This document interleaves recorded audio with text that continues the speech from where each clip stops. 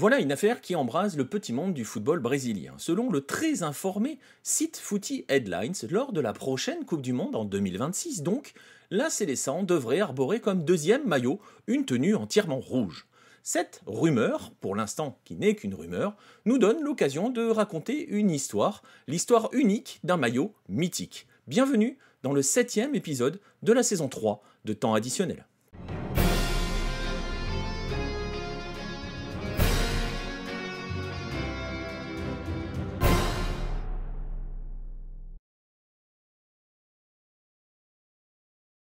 Avant de plonger plus profondément dans l'histoire du maillot brésilien, attardons-nous un instant sur cette annonce et cette couleur. Pourquoi le rouge, me direz-vous?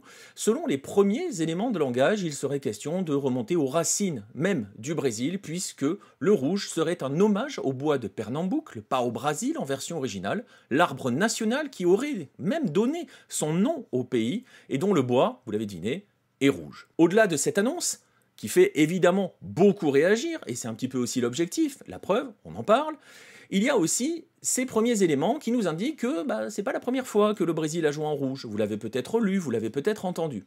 Effectivement, le Brésil a joué en rouge à 2 reprises.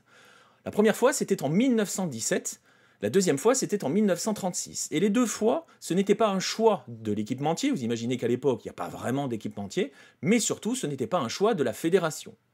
En 1916, le Brésil, à l'époque, joue en blanc. On y reviendra dans un instant. Il doit affronter, lors du Sudamericano, l'Uruguay et le Chili, en Uruguay. Et ces 2 pays jouent alors en blanc. Un tirage au sort est procédé afin de déterminer qui allait devoir changer de maillot.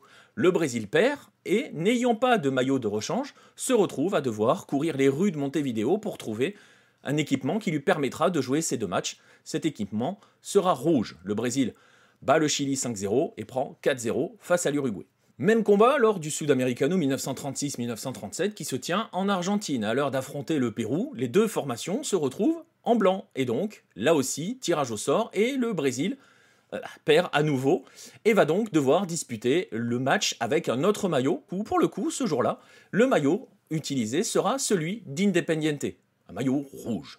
D'ailleurs, petite anecdote, sachez que lors de cette édition, lors du match suivant, face au Chili, qui joue à cette époque aussi encore en blanc, le Brésil va adopter un autre maillot de club, cette fois-ci celui de Boca, donc bleu et jaune.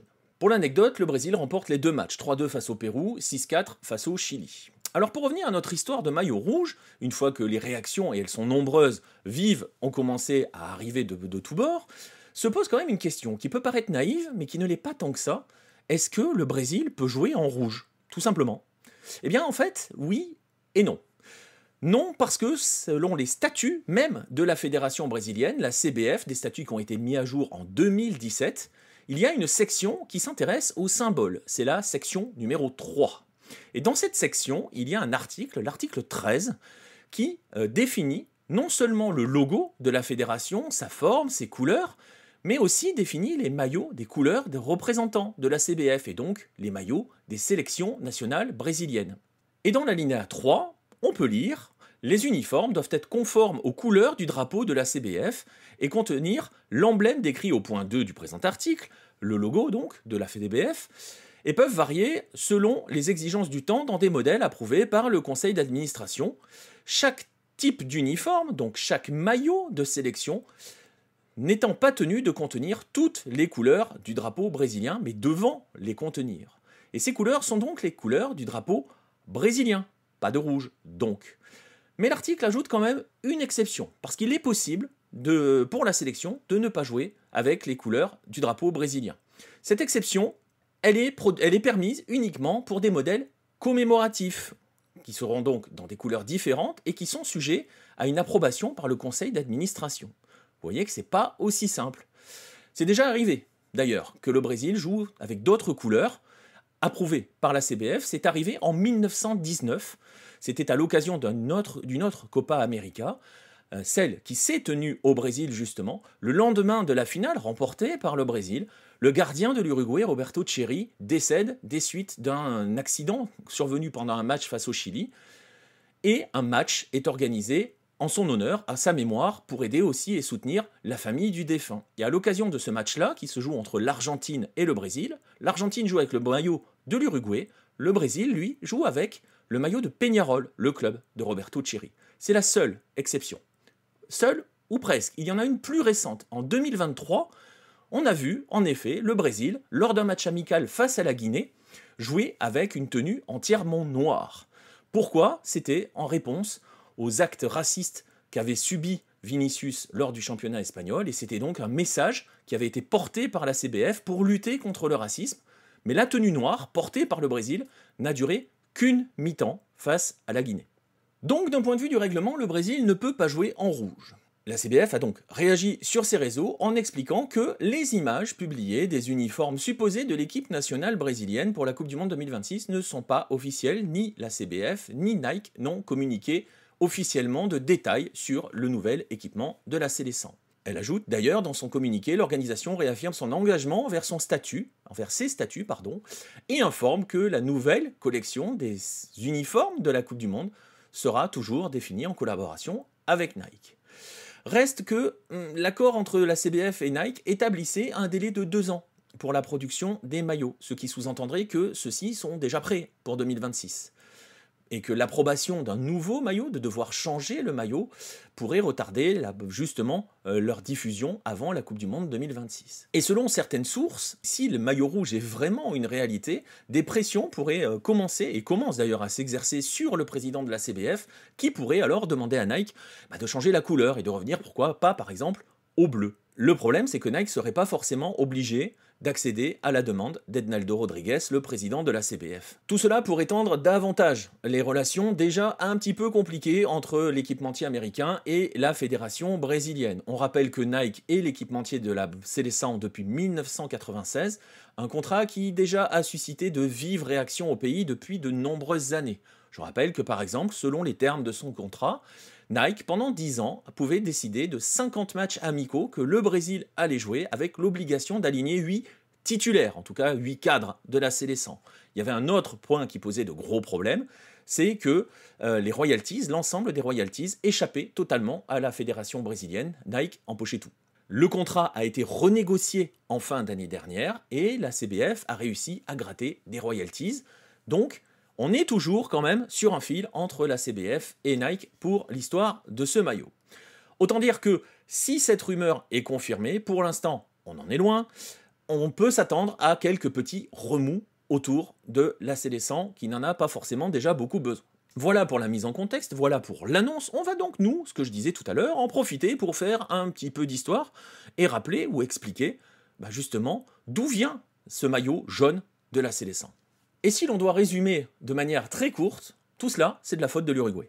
Je le disais tout à l'heure, longtemps, le Brésil a joué en blanc. En 1914, la première Seleção arbore ce maillot lorsque les Arthur Friedenreich et autres Formiga affrontent un club anglais venu en tournée au Brésil, Exeter, et donc réalise à ce moment-là le premier match de l'histoire de la Seleção. Parfois, elle évolue en vert et jaune, lorsque c'est notamment le cas de la Copa América 1916, mais elle est souvent en blanc, notamment, je le disais tout à l'heure, par exemple, à partir de la Copa América 1917. Et ce maillot blanc, le Brésil va le conserver jusqu'au 16 juillet 1950. Ce jour-là, vous le savez peut-être, le Brésil vit le plus grand drame de l'histoire de son football, le Maracanazo, la fameuse défaite face à l'Uruguay d'Alcides Giggia et de Schiaffino. C'est une tragédie qui a forcément bien des conséquences, que ça soit au niveau du football, mais aussi de la société brésilienne. Tiens, d'ailleurs, je vais en profiter, je vais faire une petite aparté pour faire un petit peu d'autopromo, et en même temps, si j'en fais pas, personne n'en fera à ma place. Si vous aimez l'histoire du football brésilien, si vous avez envie de remonter aux origines du football brésilien, de voir comment il s'est construit, comment il a façonné à sa manière la société brésilienne de la première moitié du XXe siècle, je vous encourage à aller lire Primeira Bola, édité chez Lucarno Posé et écrit par Marcelin Chamoin. Et si vous voulez en savoir plus sur l'avant, le pendant et l'après du 16 juillet 1950, ce fameux Maracanazo, eh bien je vous invite à lire le livre du même nom, Maracanazo, toujours aux éditions Lucarno Posé, écrit par Marcelin, encore, mais aussi avec Jérôme Le Signe. Voilà pour l'instant autopromo. Je vous encourage à aller le faire, franchement, si vous êtes des férus d'histoire, si vous aimez le Brésil, vous devez avoir lu ces 2 livres.